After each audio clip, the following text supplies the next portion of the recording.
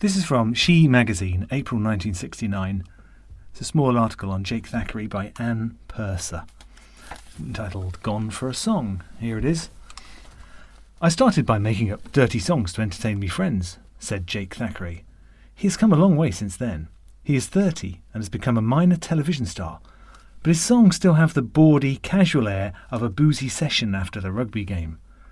I went to see him at the television centre, where he was waiting to rehearse his song for the Braden show that night. He perched on a stool and talked to me.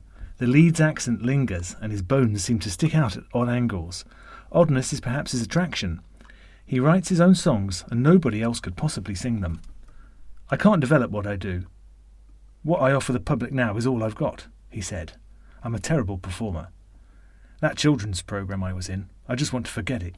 You see, they made me move about and do things I can't act or anything like that. Don't you enjoy what you do? I asked, puzzled, since he had given up a perfectly good teaching career to enter the perilous world of show business.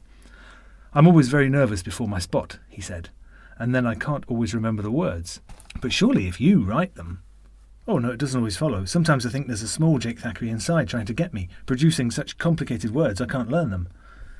The people on the show won't let me wear my glasses, so I have these big prompt boards with the words written out in huge letters. Well, most entertainers get nervous, and in spite of making the whole thing sound a terrifying experience, Jake talked about his audiences, especially university ones, with pleasure, and was obviously delighted that his contract with Braden had just been extended to the end of the series.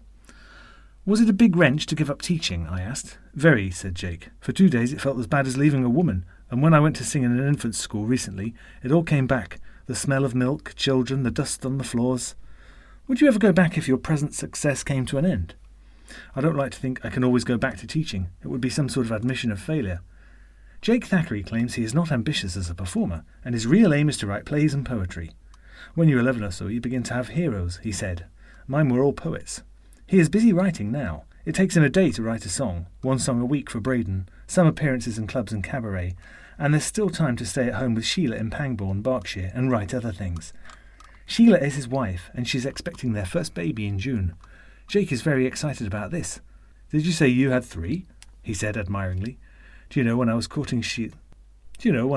courting Sheila, I used to go round patting dogs, broody, I suppose. His honesty and directness are appealing. He has little sophistication. When he works with the musicians who back him, he is respectful and anxious to learn. This is Ilke Isaacs, he said, introducing me to a dark, small man with a large, beautiful guitar. Best guitarist in Europe, said Jake.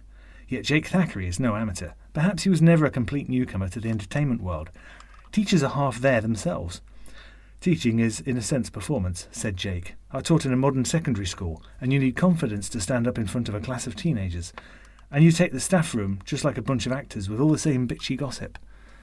Does the glossy world of stardom frighten you at all? I asked. Well, for a start, I'm not a star, he replied. The idea of it does frighten me a bit, but I think I could control it. I don't think I'd like to feel I belong to a public. Even now I can go out in only 1 pub out of 8 in Pangbourne because I'm recognised. Sometimes they come up with, Aren't you Jake Thackray? I say, no, I'm not. I just look like him. Of course, I like people to know who I am. We all do. But it would be nice if they all reacted in the same way. Sometimes I can't think of a damn thing to say. Jake's mum lives in a council house in Leeds. She's proud of her boys. The other 2 are successful too. One's a university lecturer in France, the other a super salesman.